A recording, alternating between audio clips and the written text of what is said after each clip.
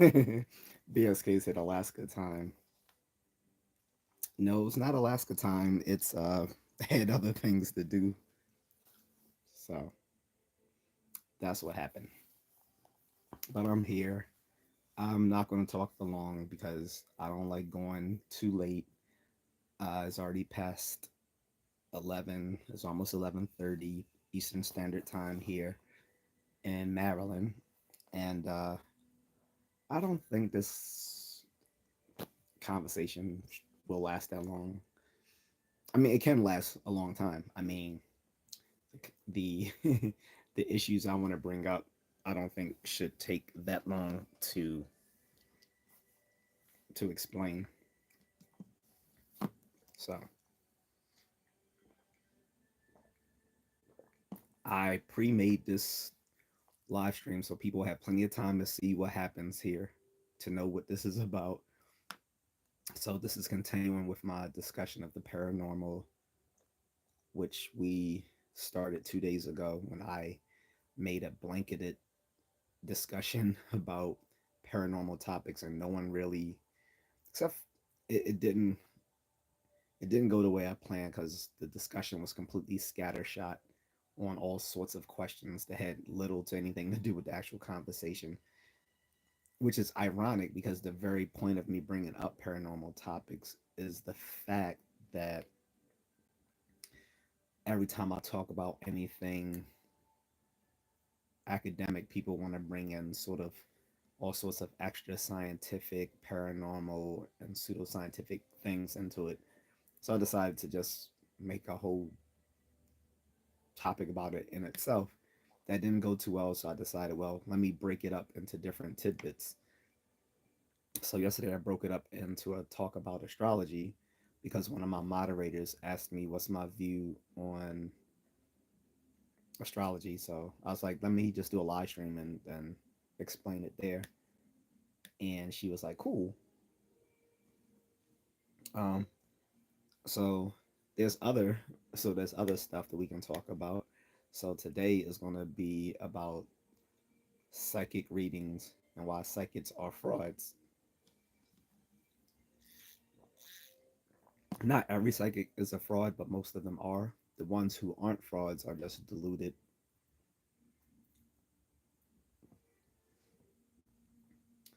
Um, so that's where we're going to go with this. Of course, if no one jumps on, I'm just going to end this early because it's late anyway. So as I always say, like if no one jumps into the chat room, I'm just going to end it early.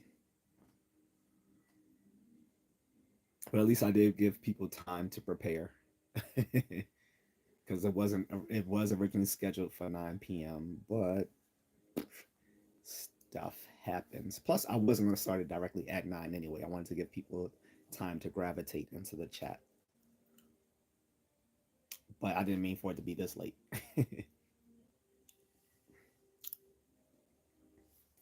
So, I'll wait because I don't want to explain everything before people get in and then have to explain it again. Well, actually, no, I will. So I said, psychic readings are bullshit. Although I'm willing to entertain how people might think about it. And I'm talking about all sorts of psychic readings where we're talking about tarot cards, palm readings, looking at people's star signs, star charts, which kind of talk gets into the astrology stuff we talked about yesterday, um, or um, the seances, or um, the people who claim that they I forgot the term for it, where they have spirits come into them and talk through them, or the people who like John Edwards and others who claim that they will actually talk with dead people um, on behalf of loved ones. They want to reach out to the beyond to talk to their loved ones who've passed. All of that's bullshit.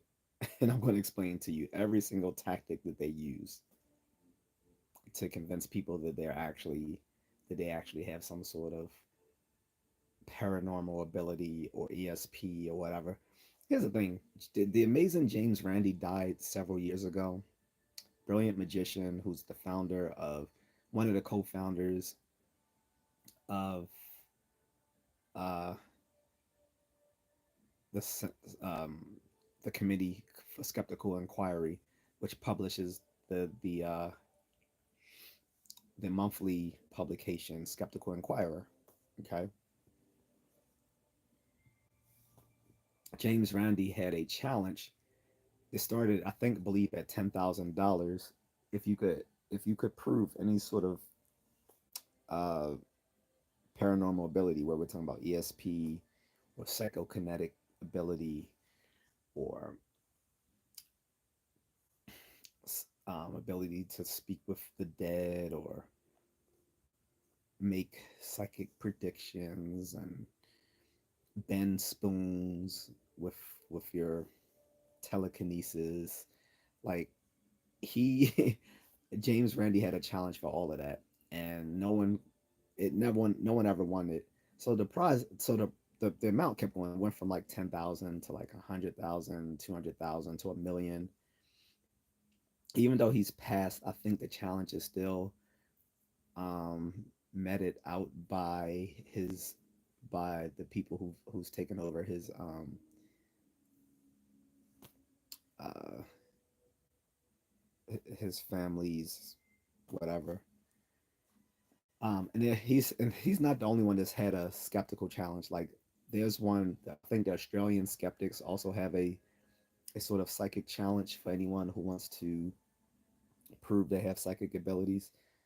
Um, I don't remember the, the actual name of the group. I think they're called the Australian Skeptics or something like that, or the Australian Skeptic Society.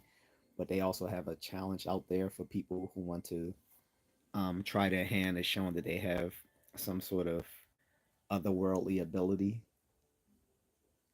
So if you actually do, I mean, that's pretty easy money, right? Like, hey, I can read people's minds, tele, uh, telepathic ability. If so, go ahead and win that money. It should be easy money. But no one can. Here's the thing: why no one wins it is because they're expected to perform it under scientific controls. Because it's easy to fool people when you're not doing it under scientific controls. Because all sorts of cognitive biases that can influence people and trick them into seeing something they didn't see or perceive or whatever. Um, so when they're expected to, again, perform these abilities under scientific controls, it has always failed or proven inconclusive. So no one has won these challenges yet. And like I said, so we're going to speak specifically about psychics today. And I want to go over the different skills that they use to make people think that they have those abilities. So we went over a big thing yesterday with astrology in all its forms. Because most people, when they think of astrology, they just think of the kind that we do here, and where you get the horoscope readings in the newspaper or the magazines or online. That's only one type of astrology. Actually, there's like literally dozens of types of astrology, and I was saying all of them use a a particular psychological fallacy called the subjective validation, which is also called the Forer effect or the P.T. Barnum effect. And it's also called the fallacy of personal validation, which is basically that you will make something so vague that it can generally fit almost anyone. And that's how horoscope readings are done.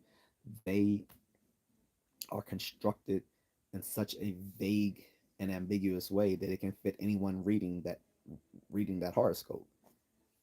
As proof of like as evidence of that, um, there was a famous psychological experiment where a professor had given out a horoscope reading to all of his students, and had them rate how accurate the the horoscope was, and all of them rated it highly accurate. Um, then he revealed to the students that he gave all of them the exact same horoscope reading. He literally just changed the signs for each person, but gave them exact horoscope reading. And that was, again, a textbook example of subjective validation, which is how these astrological and horoscope readings go, right? So that is one tool used by psychics as well. Subjective validation is basically making something so broad that it can basically fit anyone. But they have other skills that they use too. One of them is called cold reading skills. Cold reading skills is um, when the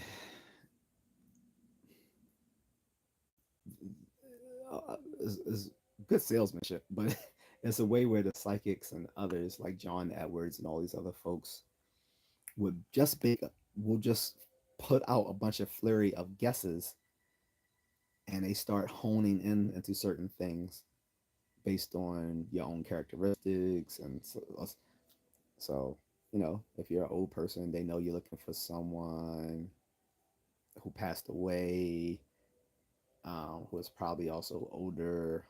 Um, so they'll start honing in on maybe some stuff that may be germane to that generation. If you're a woman and you're asking about your husband, they're gonna hone into little basic general things about that might be true generally of any husband.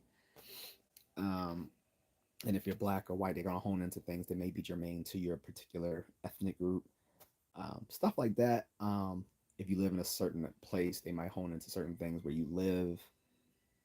And again, the thing is with the code reading is that they'll off people will forget all the misses and remember all the hits, which was very salient with the John Edwards show back in the day, because they used to edit the show to limit how to show how many times he was missing, because he was missing at least half the time or more than the actual hits he was getting. But people just remembered the hits because they wanted to believe, so they were already motivated to believe him anyway, which is part of subject expectancy effect, which is another thing which influences the outcome of certain things based on the subject already being willing to have motivation to believe in certain things, which will influence the outcome of those events itself. But with the cold reading skills, like I said, it's basically a very good guessing game. And the more they miss, but they hit certain things, they'll just hit on. It's like I'm sensing your husband's name was maybe Ted or Bill or Richard or Bob. It's like, Dad, that's it. That's it. His name was Robert. He's like, oh, okay, yeah, that's why I was getting Bob. Did you used to call him Bob? She's like, no, not really. We called him Robbie. Oh, okay, okay, so that was close. His name was Robbie, and I'm thinking his favorite color was like a blue or green or or maybe black. It's They was like, well, he actually liked brown. Okay, that's what I'm seeing. It was somewhere in between that. It was one of those darker colors. So yeah, he likes brown. So he used to wear brown shirts, didn't he? Yes, all the time. He always loved brown shirts. Oh, okay, great. Yep, that's what I'm saying. That's what I'm sensing here. And then it's like, so you know, Robert, or Robbie, like used to say, he used to like his brown shirts. He was like, he wants you to know that he knows you miss him, and that he's still here with you. He can't wait to see you guys again in the afterlife. He wanted me to mention something about uh don't worry about the house. Do you know what that means? Well, we did refinance our mortgage 20 years ago. Oh, okay, that's what I'm seeing. So he was saying something about, so I guess that's what he was referring to, the you guys refinanced the mortgage. Yeah, that's what we're saying. You guys see what I'm going, you guys see what I'm doing here? This is cold reading skills. let me get to the some of the let me get to the comments, and I'm gonna keep going with this. I respect my gamer says, so you as a grown a man decided the best thing to do with your life on a Friday night is go on YouTube to stream to one person. Uh, with all respect to you, respect my gamer. I upload my live stream so people will watch these broadcasts on replay. On top of that, because I'm monetized, when people watch these on replay, I get paid for the ads that YouTube plays during the replay. You dumb fuck. So shut the fuck up and suck my dick. Anyway, what's up, J.A.C? He's oh man, I hate these medium scams. Oh yeah, so that's what I'm getting into, bro. Was like all of those psychic reading stuff because I talked about astrology yesterday. Let me put this loser on timeout. Anyway, what's up, Agatha? She said hello, just coming in. Like I'm gonna just be no, I'm stop. Let me stop. I was about to say something. Let me stop. Um, but yeah, John Edwards and all of them did it. But here's another skill that they use, GJC. So, like I said, they already use subjective validation, which is how they will address something so broad that it can fit anyone. And then the other thing, there's the subject expectancy effect. The expectancy effect is where people's motivation to believe something will influence the outcome of the event itself. So that's one. That's another thing. Then, like I said, I was just addressing the cold reading skills where they use this basically this elaborate sort of guesswork to hone in on stuff, and people will later think that you told them something about their loved one from beyond the grave that they didn't already know when literally all you were doing was guessing stuff. um, but here's another one. You have cold reading skills, and then you have the more sinister thing called warm reading skills. GG says, yeah, the people paying a medium are vulnerable and desperate. Yeah, unfortunately, they take advantage of that.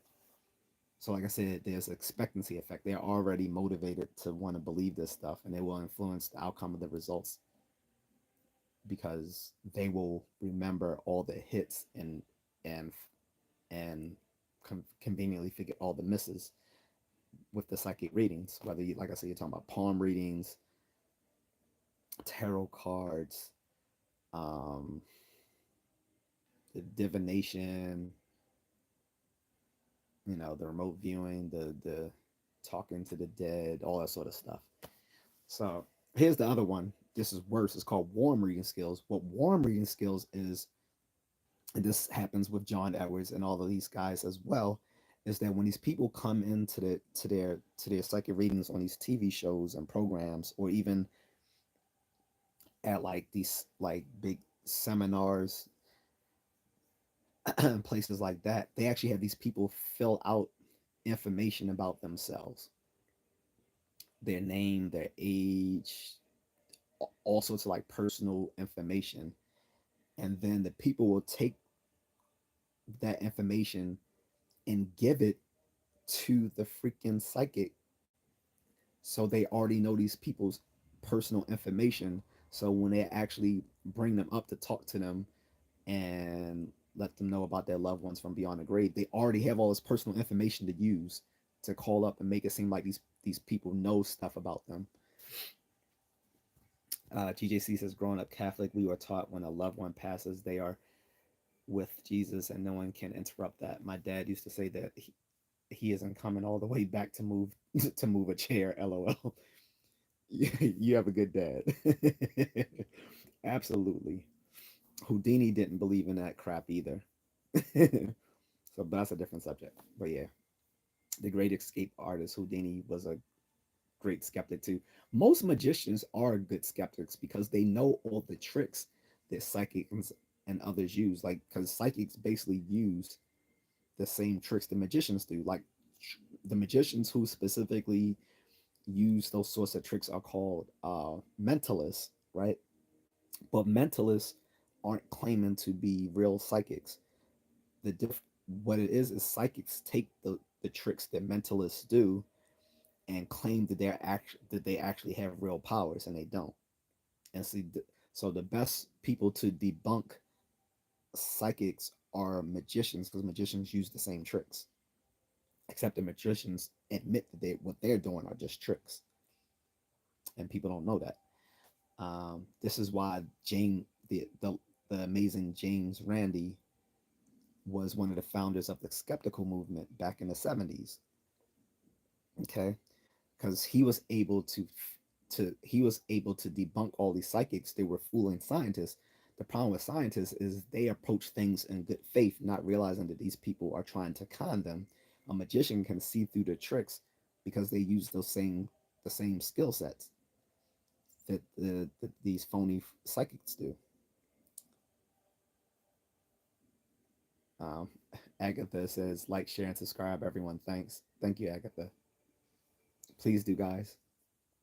So, like I said, so a lot of these people come to these seminars, to these talk shows, and they have to fill out this a bunch of information. Then that's fed to the psychic, so he can have all that information to use when he called them up. Also, they have to sign. Also, they have to sign non-disclosures when they come there, so that people, so that they can't discuss what goes on the show, and they edit the show to take out all the stuff where John Edwards and all these other psychics like James uh, von Prague miss. James von Prague was also a really bad one as well. From what I remember, he was one of the people that the amazing James Randi personally debunked. They found out he actually a earpiece, and one of his assistants was giving him information that the people filled out in his ear as he was doing these so-called uh, talking to the dead things, and the people didn't know. And James Edwards, I mean, sorry, J- James Randi, the magician, called him out on it.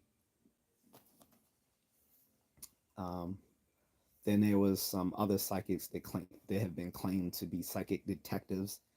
Here's the thing: anyone in law enforcement, if they are honest, they will tell you no psychic has ever helped them solve the case. Not one psychic has ever helped them solve a case. When you're talking about like a missing person, a wanted someone who's wanted for like deletion or essay or anything like that, no psychic has ever helped anyone in law enforcement.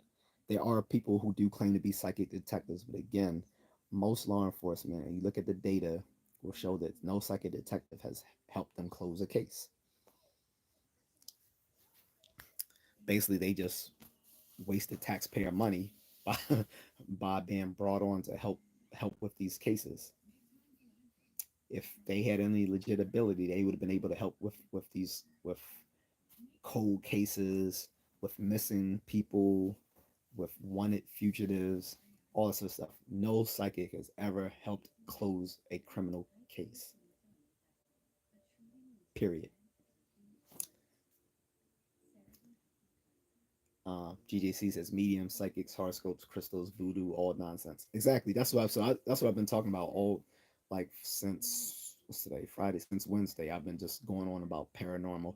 And I've been letting people bring up their ideas, but I haven't had very many takers, honestly. I had a few people, but I haven't had too many people come in, which is funny because usually when I'm talking about stuff about psychology and philosophy, I always get these nut jobs come in here and start talking about the paranormal and the occult. But now, when I'm actually doing topics about the paranormal and occult, I don't have anyone to come in and address it like I had hoped. GJC says half these live streamers are card readers. Yeah, like one. Well, to be to be fair, one of the first people I friended on here, who's another live streamer, Glam Lux. Her real name is Marie. She's a Filipina.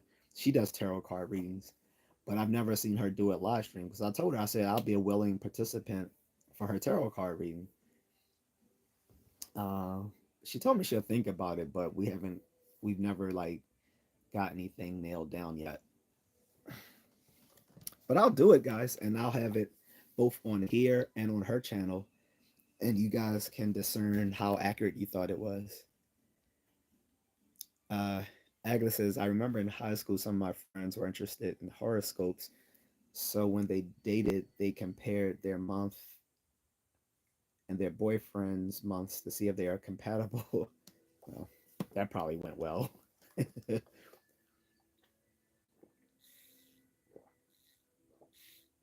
And of course, I'm being facetious.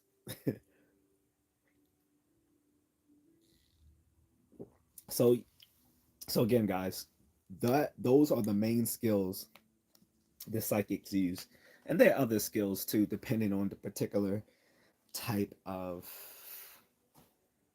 niche they're doing, whether it's crystals or palm readings or tarot cards or talking to the dead, which I forgot the name for that. If one of you can pull that term up, because I can't go to Google while I'm live streaming, but it's there's a term for people who claim to be able to talk to people from the dead. I think it's called astral something or other. I don't know. But yeah, so those are the main. So those are the main tricks that people use. They use subjective validation, which is again the phenomenon, the psychological phenomenon whereby you will make something so vague that it can fit most anyone. And this goes into especially like horoscopes and stuff like that. Then you have the expectancy effect, where a person will, because they're motivated to believe, um, it will influence the outcome of the event. Then um, then you have confirmation bias, right? So with confirmation bias, the person will remember all the times the psychic was right and then ignore all the times that the psychic was wrong. So it's confirmation bias. Then you have this the psychic using cold reading skills, where they will basically do this elaborate game of guesswork, where they will pinpoint certain things based on the person's appearance and age and sex and background and all sorts of stuff like that. And then the most sinister thing is the warm reading skills, where they will actually have information already about the person that they filled out about themselves, and that will be given to the psychic to use with the subject to make them think that they know something about them a priori to talking with them. That's that's that's basically all the tricks they do. GJC says okay, but as a Catholic, we don't mess with Ouija boards. The idea is you are protected from evil, but opening to see a Ouija board forfeits your protection and you invite evil. So I've used the Ouija board when I was in high school, senior year, and pretty much the only reason, like, I didn't believe in it. I was already skeptical of it. I only did it because I don't know if you were here when I told this story before, J.A.C. I was interested in this really cute Spanish girl my senior year of high school, but she wouldn't date me because I tried to ask out her friend before I asked her out, and she kept saying that she couldn't date me because I asked her friend out, which I never got. I still don't get it. It's been like this is when I was 17, so this has been literally 30 years ago. I still don't I still don't know what happened with this, but um I'm going to assume that her friend maybe still that even though her friend turned me down, which is why I asked her out. The girl I asked out originally was Rosemary, this cute little Guatemalan girl. She wasn't interested, so I asked her friend, who I believe was Salvadoran, Christina. Don't worry, they don't. I'm not putting out their personal information, guys. So that is close enough to what you would know about them. Um, and Christina was digging me, and she was so but she, like, out of some sort of loyalty to her friend, she wouldn't date me. And even my Latino homeboys, they was like, "Yo, we gonna get y'all hooked up." Like what about friends? He wrote a love letter to her in Spanish for me, and I handed it to her. I don't even know what he wrote, I was scared that he was gonna put something in there that was out of pocket, but apparently he didn't, because she was just like, "Did you really write that?" And I was like, "Well, Edgar helped me write it," but I was like, everything he said is, actually what I was, feeling. She was like, "It was so sweet." I still don't to this day know what he wrote because it was completely in Spanish, but she was like, it was really sweet. And she was like, honestly, I would have said yes to you, but you tried to talk to my friend. And I'm like, what are you talking? Like, what is going on? Like, I really don't know. So one day, my homeboy, he's like half black and half Filipino. My man Tony, he was like, we gonna get y'all guys hooked up. So they all hooked it up. So we was like, all right, we gonna all go out late one night. I think it was like Friday or Saturday night, and we gonna go out to the school field and play with the Ouija. They was like, yo, they was like, don't worry, bro, we got you. So, we're asking the so-called spirit all these random questions, and they try to get so they got they got the spirit to be like, should Christina date Amon? And they say yes. And they asked us some other questions like, you know, and so it wasn't spooky. Like I said, unless you already believe in spirits and stuff like that, there's no reason to believe the Ouija boards are real. I'm going to explain to you exactly how it works. Okay. But, the very next day, my man Tony came up to Christina. He's like, so he's like, are you going to go out with Amanj? And he said she started laughing and was like, no, I can't. And he was like, what? He said, you heard what the ghost said? She started laughing. I was like, well, I was like, don't worry about. I was like, don't worry about it, brother. I was like, it was a good try though. It was a good try. I could have got it though, guys. But probably good because if I honestly, if I did get with her, I'd probably have like a bunch of little kids right now. So, but yeah,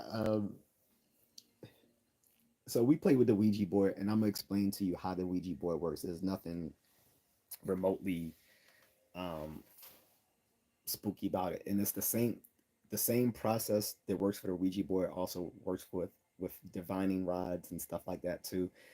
It's a thing called let me I gotta look up the actual name of the term, but it's basically controlled by involuntary muscle movements, unconscious muscle movements. Um, Agatha says, I did it also for fun with my boyfriend, and if we were not compatible, I would not date him. You did that with the you talking about you did that with the horoscopes, or you did that with the Ouija board? Agatha says, now I don't entertain those things. It's a scam. True. Absolutely. I'm gonna have to use my other phone to look this up because I can't do it on this one.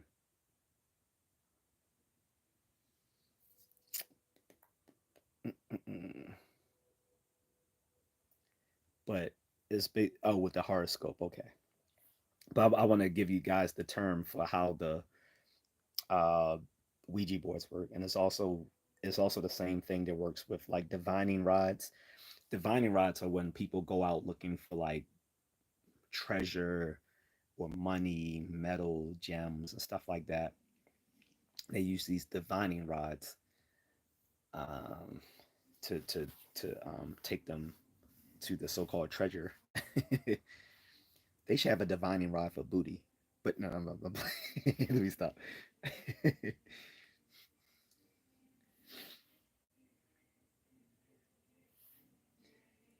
But yeah, let me look up this term for you guys because I don't think I need to do a separate stream just on Ouija boards. I think we can just fit that into this.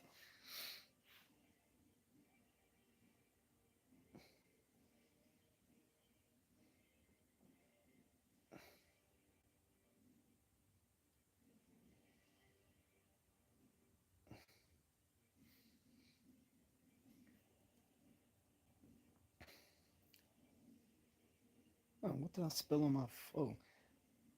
So yeah, it's called the ideomotor effect, guys.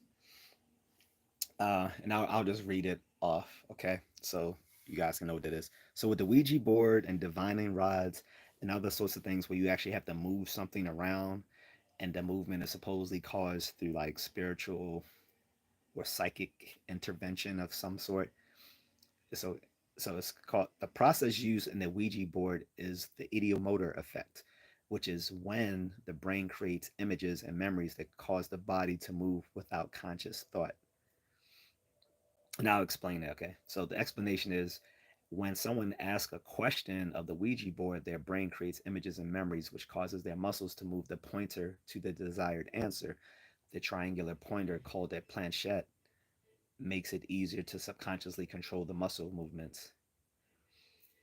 It says with similar effects, the ideomotor effect is similar to other phenomena such as dowsing, which is a small hand movements cause a dowsing wand to swing. Which is that's what I was talking about. You That's what I was talking about, guys. The divining rod, that's called dowsing, and with facilitated communication.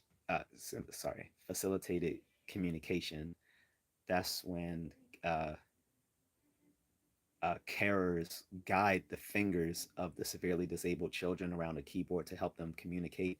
That was a big thing, I think, like in the 80s and maybe 90s, where people thought they were making these disabled children be able to communicate. And it was really the carers of these children guiding their fingers through the ideomotor effect. So that's how the ideomotor effect works in Ouija boards, dowsing, and facilitated communication. And like I said, you guys can look stuff up like this more if you should get a subscription to the Skeptical Inquirer magazine. I love that magazine. It's actually the only publication nowadays that I'll buy. Um, oh, and it says, and furthermore, it says for testing, the ideomotor effect has been tested. For example, participants saw miraculous things while using a Ouija board, but nothing came through when they were blindfolded. Okay. So again, it uses a planchette, a small heart-shaped piece of wood or plastic, as a movable indicator to spell out messages during a seance. The participants place their fingers on the planchette and it is moved about the board to spell out words through the ideomotor effect. Got it? That's how it works. Nothing spiritual about it, nothing spooky about it, nothing satanic about it, nothing psychic about it. It's basically just unconscious muscle movement by people who are already like motivated to move it around to make sense of it. That's it.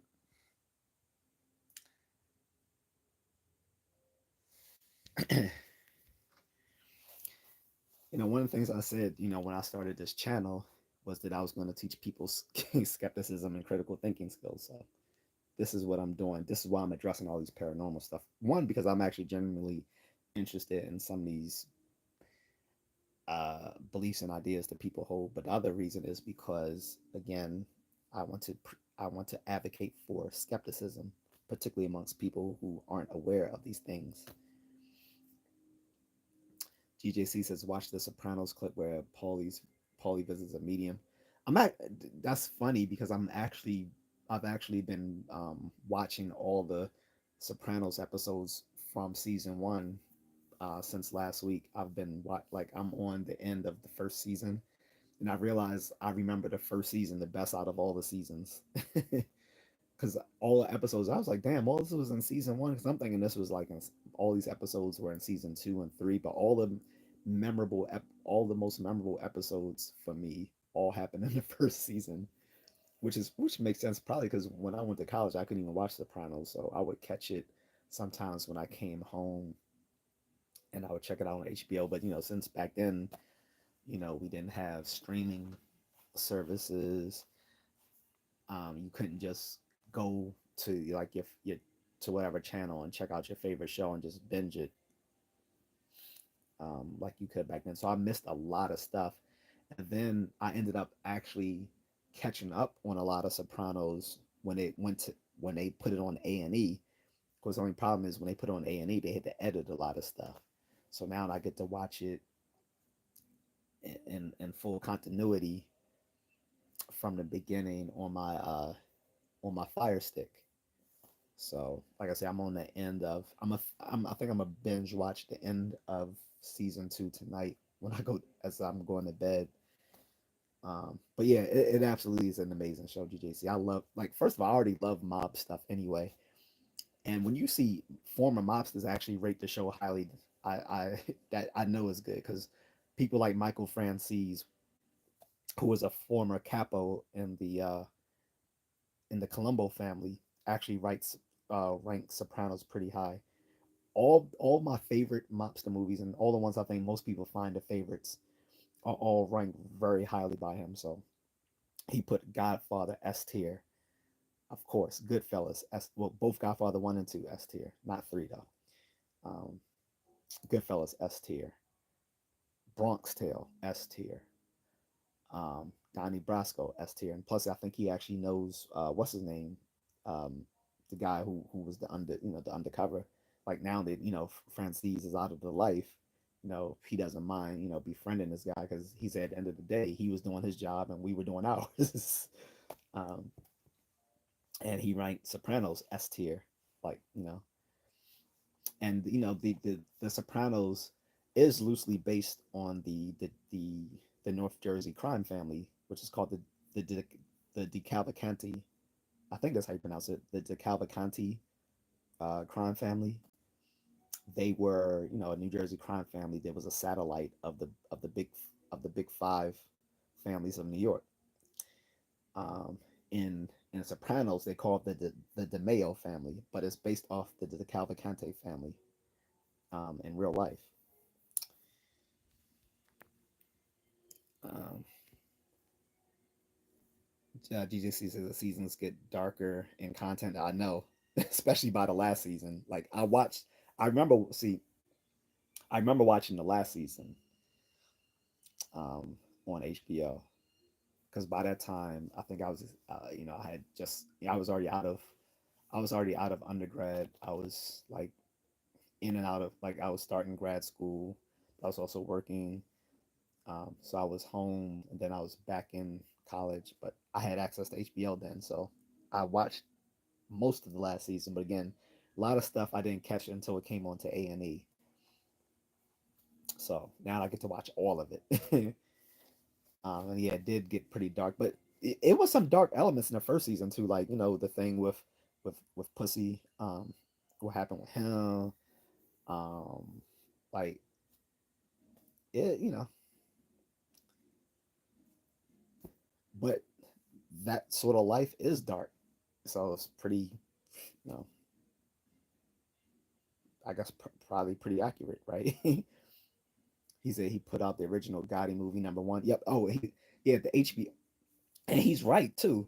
Oh, so you watched that? You watched the Michael Francis thing when he rated all the gangster stuff too, all the mobster stuff, because he was saying he did uh that video because he used to have Mobster Monday or Mobster Movie Day a couple of years ago, but he said he ran out of mobster movies, so he said now he said he's going to restart doing it again, the Mobster Monday movie thing or whatever. He said, but since there aren't any more mobster movies, he's just going to make it like crime movies now. But I guess you watched the same video I watched with Michael Francis. And yep, he actually did. He did put the Gotti movie number in the S tier as well with those other ones because it was. I remember the movie. I watched it when it first came out with Amar Nasanti. He nailed Gotti. He had him down to a T. From well, not like I knew Gotti, but like from what other people had said about Gotti, they said that Amar Nasanti pretty much nailed it. Whereas that John Travolta thing, he put like that's like pretty much unwatchable.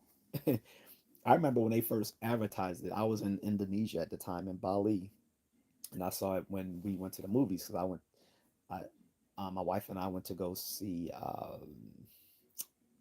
think, Ant Man and the Wasp. So the second movie, not Quantumania, the second Ant Man movie, Ant Man and the Wasp. We watched that while we were in Bali. We saw all these advertisements for different movies, and I was like, Gotti, and this showed Travolta. I was like, is that gonna be any good? And then as soon as I saw the reviews, I'm like, oh, this doesn't look good. And then when I looked at and then when I saw the trailer come out, I was like, yeah, this looks like some cheap made for TV movie. And I'm glad I didn't watch it because it looked horrible. Like, and the snippets I've seen, it just looks really unwatchable. So I'm glad I didn't watch it. He said, "Yeah, I'm a Francis fan." Okay, yeah, I've subscribed to his channel too. I like the dude a lot. Like, I'm not religious like him or whatever, and I'm probably not as conservative as he is, but I agree with him on a lot of stuff. So I wish I could meet him in real life. But yeah, I'm gonna call it a day, guys, unless I get some more people who want to ask me questions about the psychic stuff. They want to question me how I know these things. That's a fair question to ask me. Or they want to ask me about any other paranormal stuff, including like the stuff I brought up yesterday or back Wednesday, like when we talked about astrology. We talked about and Wednesday we talked about a whole bunch of stuff, but it was like kind of scattershot because a lot of people were asking me stuff outside of the psychic stuff, or I mean, outside of the paranormal stuff. So the conversation lasted almost 4 hours, but it was a really scattershot discussion. And Jesus said he's great. He does go on a bit about religion and Trump, but he's like an old uncle you just respect, right? He does have that he does give that old uncle vibe, but like the cool uncle, not like the creepy uncle. He's like the cool ass uncle that you wanna that who's like you like you want to talk to, like, yeah, definitely. Oh, but by the way, did did you understand what I was saying about how the Ouija board works? Like I said, it's not really like a spiritual thing or a satanic thing. It was just basically like people basically bringing in their own unconscious motivation to move the planchette, the little pointer around to get answers that they already that they want to see. And it's unconscious because usually when you're working with the planchette, you close your eyes while you're doing it, right? And everyone's moving it at the same time. So depending on how many people you got doing a seance with you, like so with us when we did it in high school, it was I, my friend Edgar, my friend Tony. It was Christina. I think Christina was the only girl with us because Rosemary didn't come out there with us. I don't know if she asked her friend or not, but that wasn't really the plan because the whole plan was to have her come out there with us so that I could ask the spirit to get her to come, go out with me. So I think it was like four of us all together. It might have been a fifth person. If it was a fifth person, I don't remember, but I know it was four of us. So we were all moving the planchette at the same time. But yeah, it was nothing like spooky about it or anything like that. Like I said, it's basically just using the ideomotor effect, which is like unconscious muscle movement. Um, GG says, "Would you spend a nighttime in a haunted house for a cash prize?" Hell yeah, I would. I'm trying to find one of those places to do that because I would love to do that. Like I would do it for free. Like go to like one of those haunted hotels because there's a bunch of places in one of my actually I know it's in one of my Skeptical Inquirer magazines unless it's one of the ones I tossed away. But in one of my no, I think I kept all of my I gotta check my I gotta check my all my boxes of books and magazines, but I think I kept all my Skeptical Inquirer magazines. I think. I hope I did. I gotta check. But if I did, like there was one that showed the guy gave a listing of all the different haunted hotels that you can visit in around the country because they openly advertise that these hotels or these old fashioned bed and breakfast places are haunted, which would invite a lot of people to come there hoping to see something spooky. But yeah, absolutely, I would do a haunted house for a prize. Matter of fact, one of my homeboys, my little Vietnamese friend, he he dared us to stay in a cemetery overnight. I'm like, hell yeah, I do it. I was like, dude, I'm atheist. I'm not gonna be scared to stay in a cemetery overnight. He's so he had to keep trying to change the stipulations to try to make it more scary. I was like, I don't care what stipulation you put on it, I'm gonna do it. As long as it's legal, yeah, I'll do it. I was like, it sounds like fun. Let's just do it when it's not very cold out. I was like, my only stipulation is I don't want to do it when it's like really cold, like during the winter. But I said, other than that, if we, I'll do it. So I think he changed his mind when he realized I wasn't scared to do it. But yeah, absolutely, I'll do a haunted house for a cash prize or a haunted hotel or a cemetery. Matter of fact, people don't know in the Philippines, people on November 1st, because everyone knows Halloween. People don't know Halloween stands for All Hallows Eve, or all or or All Saints Eve, because November 1st is well, you know this. You're Catholic. Why am I telling you something that you already know? But you know that's an important day in Catholicism, All Saints Day. So, and the Philippines is one of the largest, most Catholic countries in the world, which is remarkable that it's in Southeast Asia. But they, a lot of them will go out to the cemeteries on All Saints Day and sleep there overnight. They'll put up tents in the funerals next to their loved ones' graves, and they will sleep out there overnight. To honor their family members. Like my wife and her siblings and mother did that with her father. Like they did that this year. And they've done it previous years too. Um, so for them, it's not spooky just to sleep outside in the cemetery because that's something they do on All Saints Day. Jesus, yeah, my school was half Filipino. Oh, so you already know. Are they allowed to do that though in Canada? I don't know what the laws here are in Canada and in the U.S. about sleeping in grave. Like, not sleeping in grave, sleeping in cemeteries. I don't know if that's allowable here, but yeah, they do that over there. So it's not even spooky. Like I said, I was willing to do it before I even knew that was a tradition. Like my friend asked me to do that like about 10 years ago. And I was like, yeah, I'll do it. I was like, dude, I'm atheist. I don't care. He's like, oh, so if you're atheist, you can. He said, you're not gonna be scared to do it. I was like, bruh. I said, if I'm atheist and I don't believe in gods and spirits and ghosts, what would scare me about being out there other than like some sort of dog or something that might attack me? I said, other than some sort of attack dog outside at night, I wouldn't be scared. He was like, all right, well, we gonna do this. So we never did it. We never did it. He said no, cemeteries are closed at night. Yeah, so they did say that this year, um, at the cemetery where my wife's father is buried. She said they couldn't stay there overnight, but they still let them put up their tents to be out there at night. But they couldn't. They couldn't. They're no longer able to sleep out there overnight. They changed the rules or something. Agnes says I would be so scared. Can I do it? Here's another reason why you shouldn't be scared, even if you do believe. If you do believe in, hold on, I get some water.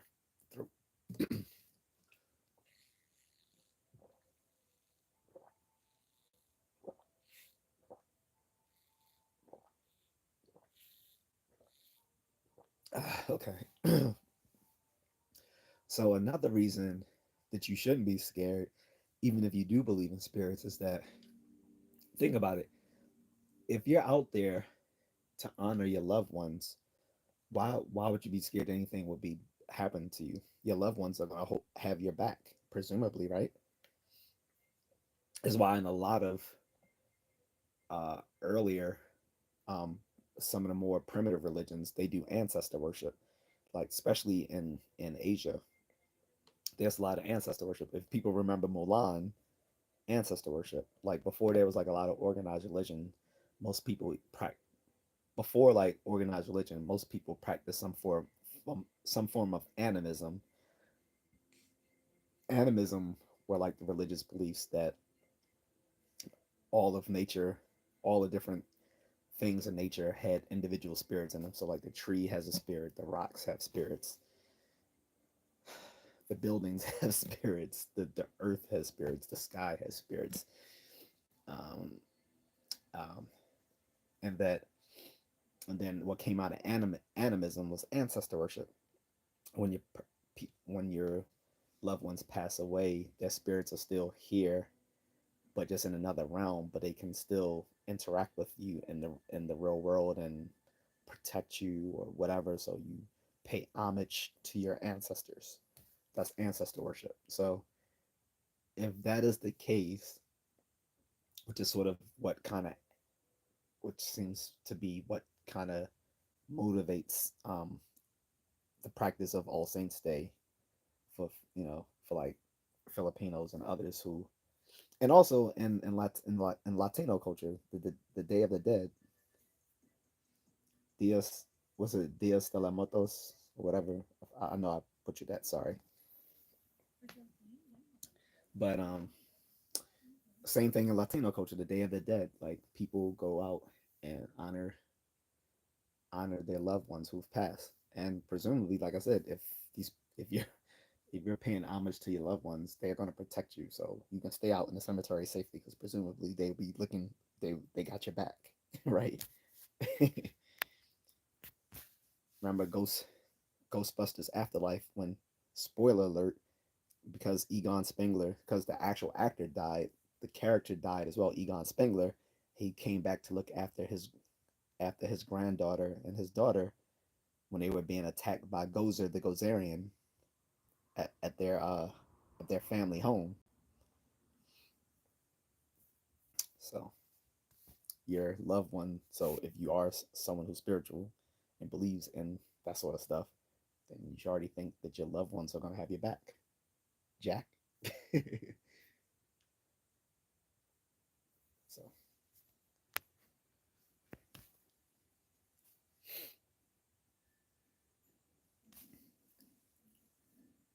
but outside of that, like I said, I'm not getting questions from anyone else in here. Like I said, hopefully people will watch this on a replay and get some knowledge out of what I've uh, talked to talked about earlier about the different tactics that psychics use to trick people into thinking they have abilities to either tell people's fortunes or to talk to their loved ones from beyond the grave. No, they don't, and no, they can't. Now, I won't say every psychic is a fraud, but they're all wrong. Some of them are just deluded. So some of them aren't frauds; they're just deluded. But is that any better? The only difference is one believes his own bullshit and the other one doesn't. And I'm not sure which one is worse. The one who knows what they're doing is bullshit and they're just conning you, or the one who does believe that who also believes the same nonsense as you do, but can't tell that they're not helping you. I don't know which is actually worse. Uh,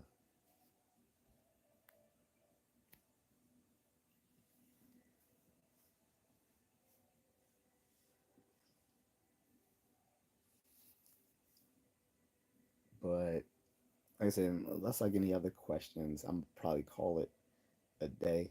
So probably good I didn't start it at 9 because eh, I said Friday night, it wouldn't have been probably too many people at 9 p.m. anyway. Someone tried to call me out earlier, said, "Lee, you did a live stream just to talk to one person." I'm like, bruh, I'll I upload all these live streams as broadcasts for replay. So I get monetized because I'm monetized. I get ads playing when this goes on replay, and I know because I check them out myself and see the ads playing. Of course, I watch them myself because if I watch it, then the ads are playing, and I literally get paid every time the ads are playing. But because some of these people don't understand how live streaming works, they don't realize that. They don't even realize when people come in and troll that actually helps me too. They don't even realize the trolling actually helps. The reason I the reason most live streamers don't want to put up with the trolling though is that it brings down the conversation, and it's annoying, but it actually helps because the more people coming in, even if they're trolls, shows more engagement with the live stream, which means that they're going to push the live stream more so that it gets further engagement. It's and like I said, they don't realize that. They're like, "Oh, you're not even gonna get that much people." Yeah, if you're coming in here trolling, it's gonna the engagement through the algorithm is gonna keep feeding it, and people don't realize how that works. But when I signed up to be for the YouTube partnership program, all I read through most of the stuff to explain what the partnership pertains to. Like something that a lot of people don't know when they get monetized and become part of the YouTube partnership program is not only are you expected to behave in a certain dignified way while you're on YouTube, you're expected to act in a dignified way even when you're off YouTube. People don't even realize that. So if you do something stupid in real life that has nothing to do with Google or YouTube,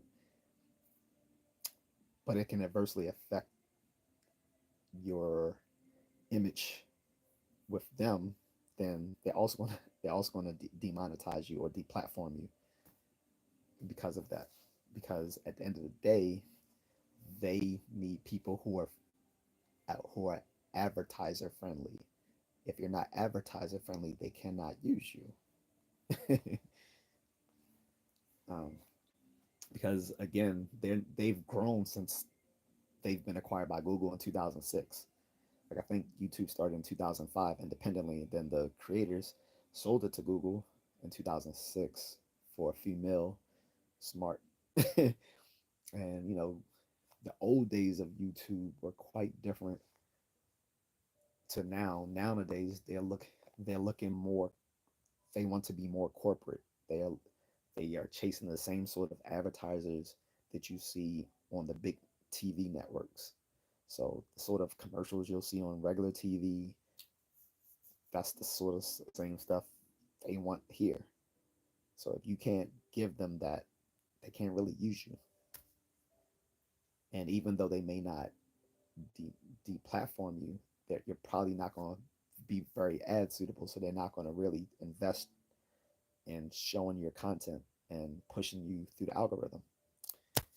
Anyway, really boring stuff. You don't want to hear all that. But anyway, like I said, not really too many people are talking Agatha, so I'm probably going to go unless someone else had questions, or I have my chat filter on all messages. Yeah. So I didn't miss anything. Let me just do a quick glance through. Yeah, I didn't miss anything, but it was good catching up with J.A.C because sometimes it's hard catching you because I know you were busy for like a good 2 months or so, and we didn't touch base for like maybe like 2 months during the summer, almost. It may not have been 2 months. It just seemed that long, but yeah. But good catching up with you again, man. I'm gonna call it a night because I don't see too many people doing anything, and I might do another subject pertaining to the paranormal tomorrow. DJ says, "All right, man. Thanks for the content. Cheers. Appreciate it, bro." Agnes is okay. Good night. Thanks, Agatha.